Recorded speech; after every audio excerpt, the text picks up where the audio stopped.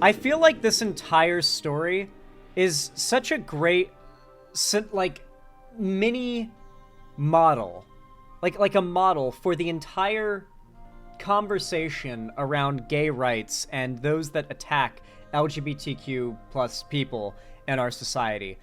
Get a load of this headline and tell me it doesn't just summarize the entire situation at large perfectly. And of course, this starts with a pretty. This is going somewhere darker than the start of the headline implies. Florida man accused of hate crime in deadly shooting of gay man claims self-defense.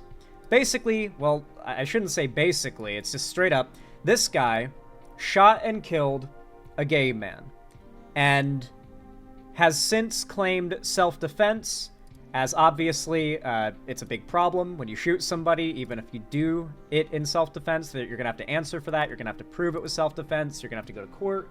And so, I don't know the situations of the story yet, but I gotta say, the accusation of a hate crime doesn't usually happen unless there's good reason to assume it was a hate crime. The standard for being charged with a hate crime is pretty high, contrary to what conservatives would have you believe. Tampa, Florida. That's where I'm from. A Florida man accused of a hate crime for killing a gay man is asking a judge to dismiss the charges, saying that he acted in self-defense.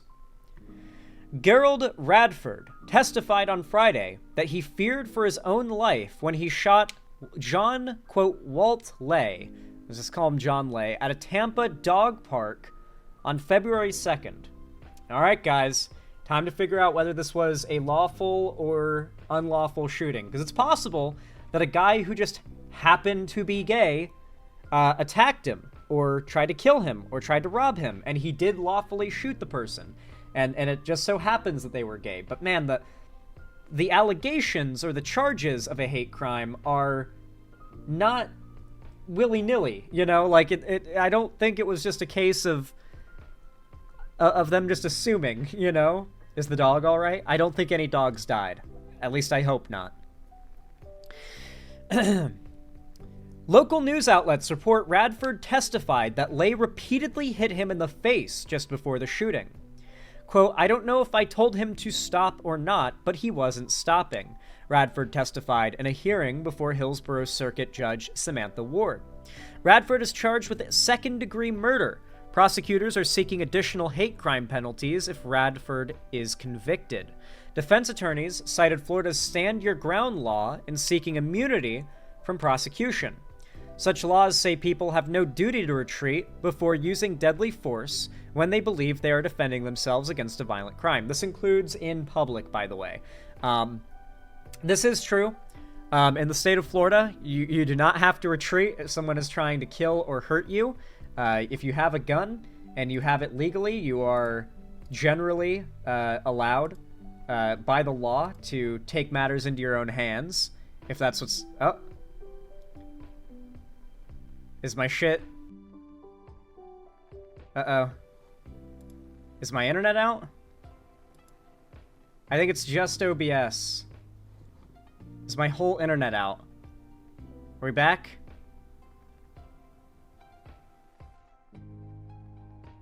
Okay, I think we're back.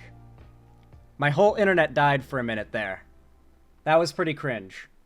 That was pretty cringe. My whole internet died there. But that's... We're back. We're okay. We are back. Yeah, stream died there for a minute. My internet's getting a little fucky, but let's hope we'll be alright. Let's hope we can finish up this segment in this stream. Anyway, back to it. Florida does not require you. Many states have an obligation to retreat. And even if you are in a state where they don't have this obligation, you are likely to be told... like you're likely to be told that you have an obligation to retreat. Like, I know that even though I've gotten my permit in like most of the country, including Florida, your Florida concealed carry permit test, like getting your going through like the testing. I did it with the USCCA. The USCCA tells you, even if you're in a situation where there's like a mass shooting in public and you have a gun and you could stop the shooter, both legally and morally, you have an obligation to retreat. The United States Concealed Carry Association tells you you have an obligation morally and legally to retreat. Although, it's not necessarily always true, and they do tell you when you actually can defend yourself and when you probably should, especially if it's someone like yourself or someone you care about. But like in some states, or even where you're allowed to, you can end up in legal, like very deep legal shit for doing a lawful shooting. But if the court decides, if a judge decides that you should have and could have and likely had the cognizance to escape the situation instead of firing your gun in public, you're gonna end up like in trouble. So it's actually way more complicated than, is the state a stand your ground state or not? It's actually way more complicated because to an extent, it doesn't matter what kind of state it is up to the judge. It is up to the prosecutor or up to the judge and the prosecutor who wants to press charges more often than not. So I don't know what the deal is. Can we get rid of the troll in here? Oh yeah, I was gonna do that, but then my internet dipped out, so I couldn't ban them. There we go. So that's Shadow Raven Studios for those that don't know. This is their maybe 20th account they've made that's called Leftist Men Should Be Chemically Castrated. They keep on making names that are either that or something to do with like Xander Hall is a bitch or something. This is like their 20th like alt Google account. They have made no less than 20 emails in order to hate comment in my chat. So thanks for letting me know. Oh my god, he's so obsessed. Listen, I have that effect on people, okay? Like the deranged crazies cannot resist me, dude. They can't. I just attract these people and they can't stop talking about me. From fucking Chud Logic to President Sunday to Shadow Raven Studios, it's I attract this kind of thing. I don't know why. Paul Gumpert, oh wait, sorry. Here we go. So defense attorneys cited Florida's Stand Your Ground law in seeking immunity from prosecution. Such laws say that people have no duty to retreat before using deadly force when they believe they are defending themselves against a violent crime. And this is true, but that is just a basis from which things are going to be argued in court, right? It could go a different way. Prosecutors dispute Radford's story. Several witnesses testified Friday that Radford had harassed Lay for months before the shooting, repeatedly using homophobic slurs. Prosecutors presented recorded jail phone calls where Radford used a homophobic slur to describe Lay after he was arrested. So there's both evidence from the recorded calls while he was in jail, because if you don't know, when you call someone from jail, your calls are all recorded and they'll be admissible in court as evidence. He's using homophobic slurs, and there are witnesses that claim that for months, probably at the dog park, this guy was egging this dude on, probably trying to get him to throw a punch so that he could pull out his gun and shoot and kill him and argue self-defense. That is my theory of what went down here, and it's clearly what the prosecutors think happened. Now, to be fair, if you consider this fair, the prosecutors would have always said that if they wanted to try to go hard on him. Even if this is a fully lawful shooting, granted that I don't think there'd be witnesses claiming that the guy who got shot was in the right, if that was the case, but prosecutors are not the most reliable source when it comes to these cases like this, because their job is to try to get the person who used their firearm in jail. Like, that's what they're trying to do, so they'll say anything, but here it seems pretty legit from the prosecutors. It doesn't seem like they just want to lock someone up because they don't like gun self-defense with firearms. I think the dude is just mentally unwell and probably has schizophrenia. Maybe. It could be something as simple as that. Paul Gumpert, a friend of Lay, testified that it wasn't in Lay's character to be the aggressor, describing Lay as very mild-mannered and very dismissive of any pressure against him. So apparently, the gay man who was shot, not a very violent guy. Lay shared a video claiming Radford had threatened him at the dog park the day before the shooting. Okay, there's clearly more to the story. So yeah, this guy was clearly trying to get Lay to attack him so he could shoot him and kill him and argue self-defense.